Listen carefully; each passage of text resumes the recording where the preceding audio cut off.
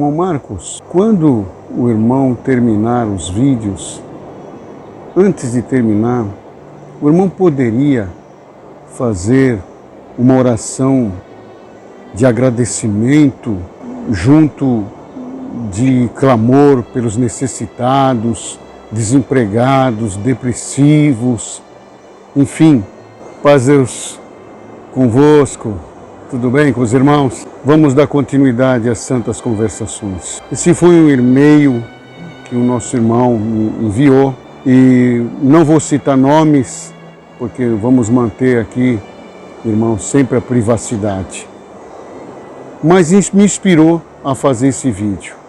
Senti que há necessidade de fazer esse vídeo a respeito disso.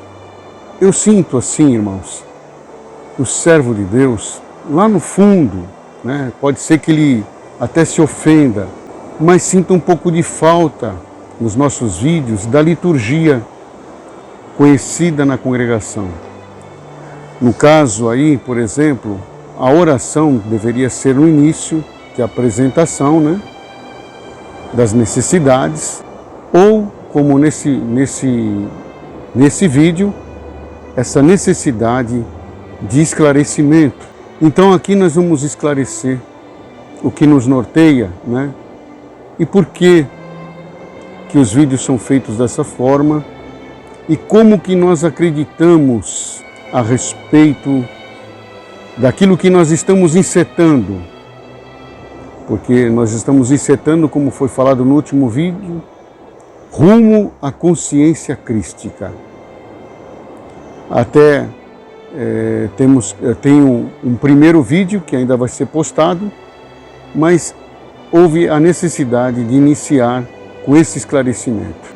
Então, vamos falar então a respeito das necessidades, de como nós acreditamos. Se eu, irmão, apresentar o depressivo, o desempregado, o diabético, o canceroso, o tuberculoso, seja qual for, o coxo, o cego, seja qual for a enfermidade ou a necessidade, eu estou apresentando a enfermidade, estou apresentando o efeito, o sintoma. O efeito do quê? O sintoma do quê? Todos esses males, irmãos, eles têm uma causa. E a cura realmente ela acontece num outro nível. Não no nível dos sintomas e dos efeitos. É como se fosse remediar, dar um remédio. O nome mesmo já diz, remediar. É um paliativo, não é uma cura. Para nós curarmos ou, irmãos, conhecermos a cura, a libertação, nós temos que meter o machado à raiz, na causa. E qual é a causa de todos os males? Não é a queda do homem, irmão?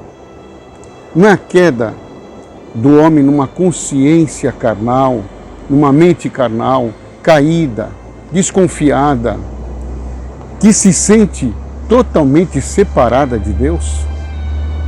Esta é a causa. Eu já vi muitos falarem em heresias disso, fulano falou heresia.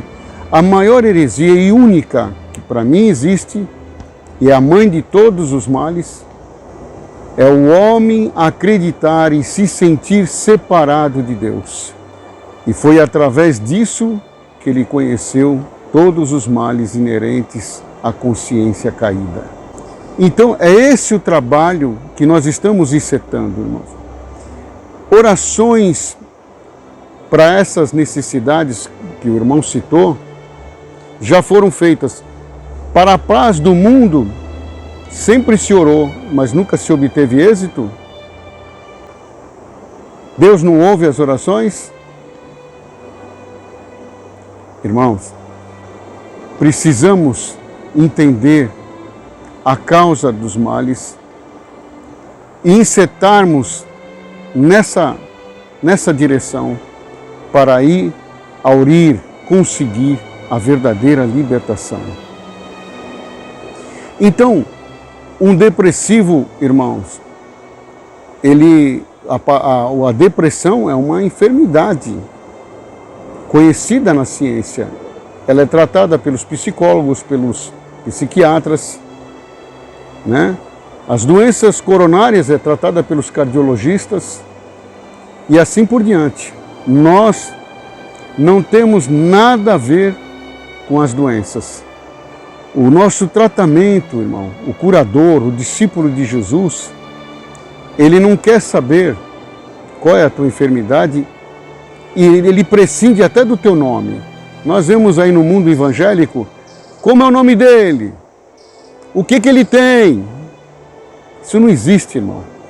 Nós não tratamos enfermidades, nós não somos médicos. Nós não somos psiquiatras. Nós somos discípulos do Senhor. Nós vamos à raiz da causa. Jesus nos ensinou assim. Quer ver um exemplo? Quando ele se depara com aquele coxo no tanque de Betesda, em algum momento os irmãos vê ele olhar para o céu e rogar ao Pai: "Ô Pai, venha ao encontro desse homem que está coxo. Olha como ele está coxo, ele não pode andar." Os irmãos não veem, e isso não existiu. Ele simplesmente chegou no homem, naquele homem, e fez uma pergunta taxativa, inesperada: "Queres ficação?" Parece uma redundância. Como que um homem perto do tanque de Betesda, onde supostamente um anjo movimentava as águas, e todos estavam ali para ser curados, e uma pergunta daquela? Mas aquela pergunta tinha fundamento. Você quer realmente ficação? Ou você está aqui só para dizer que você se esforça, que se for por você, você já tinha sido curado? Jesus trata a enfermidade como se ela fosse ilusória. Como aquela brincadeira que nós fazíamos quando criança, passávamos um giz em volta dos nossos amiguinhos, falava: "Está preso." E ele ficava ali preso até nós falávamos: agora está solto. Era assim que Jesus tratava os enfermos. Como se ele estivesse preso por nada. E a realidade é essa. Quando Jesus fala que o mundo está posto no maligno, ele está dizendo: o mundo está hipnotizado coletivamente. E todos tratam os seus males de uma forma paliativa e remedia. O Senhor nos ensinou a ir à raiz do problema. Eu quero, mas sempre que eu vou, alguém entra na minha frente. Jesus volta como se não estivesse ouvindo a posição do homem. Queres ficação? Não, mas sabe o que é? Eu estou há 38 anos, ou seja, nasci assim. Você está pensando que eu estou aqui brincando de coxo? Jesus, de uma hora para outra, num susto, brada: levanta-te, toma a tua cama e vai para a tua casa. Aquele homem não teve tempo de racionalizar mais, não teve tempo de se desculpar do que o porquê, de que o como, e se levantou e pegou a sua cama e foi embora. Os discípulos também, quando estavam entrando no templo, na Porta Formosa, e se depararam com aquele mendigo coxo, e que estendia a mão pedindo uma moeda, em algum momento os irmãos ouviram eles dizer: "Ô Pai, ô Senhor, olha esse coitadinho aqui pedindo dinheiro. O que nós vamos fazer, Senhor? Só Tu podes, Senhor. Só Tu podes libertar, Senhor. Tem misericórdia dele." Ele falava assim? Ou simplesmente eles disseram para ele: "Homem, nós não temos prata ou ouro, que é o que você está pedindo, mas o que nós temos, nós te damos. No nome de Jesus Cristo, levanta-te." E aquele homem se levantou e começou a saltar no meio deles. Eles entenderam, compreenderam. Jesus realmente teve êxito na vida dos seus discípulos, os ensinos do Mestre. Por isso que nós estamos encetando nos ensinos secretos da escola de Jesus. Essa seria uma aula lá na frente. Mas precisamos, irmão, compreender já isso, né? Já esclarecer nosso irmão, caro servo de Deus, nosso irmão. Viu, irmão? Nós não tratamos enfermidades. Quem trata enfermidades são os profissionais da saúde. Nós estamos insetando num caminho da cura, da erradicação do erro, da salvação da alma, da causa, não do efeito. Porque se você tratar um efeito, a causa permanece e ela vai voltar. Eu vou contar até uma parte para os irmãos. Um servo de Deus, um discípulo do Senhor, e os discípulos estão por aí, viu? Sempre existiram.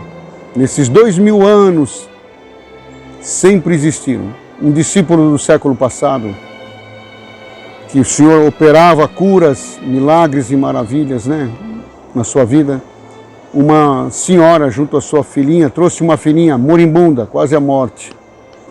E Deus deu a graça, por intermédio dele, de curar. E quando ele terminou aquela cura, ele olhou para aquela mulher: agora a senhora tem que pagar. A mulher ficou desesperada, porque era uma mulher muito pobrezinha. Então ela já bradou: por que o senhor não me falou? Eu sou muito pobre, não tenho dinheiro. Então ele redarguiu: olha, não é desta moeda que eu estou falando. A moeda que eu estou falando é essa. Daqui para frente você nunca mais vai falar mal de seu ninguém.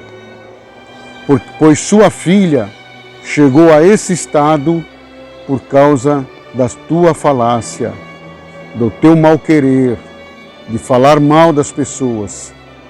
E, portanto, se você não parar agora, ela vai voltar a enfermar e ninguém mais vai poder curar a tua filha. A mulher começou a chorar, a acenar com a cabeça que realmente ele estava falando a verdade. Ela era uma maldizente inveterada. Então são essas coisas que fazem, irmão, as enfermidades e os males permanecerem na nossa vida. Quando acontecia uma cura, Jesus dizia: vai e não peques mais, para que alguma coisa pior não te aconteça. Então espero, irmão, não dá para esclarecer tudo numa só vez, ficaria muito comprido, mas é sobre isso que nós estamos insetando. Então nós não tratamos, irmão, da enfermidade. Então, nós não apresentamos a enfermidade, nós elevamos a nossa consciência ao Pai da Misericórdia e buscamos aquela unidade que tínhamos no jardim antes de cairmos.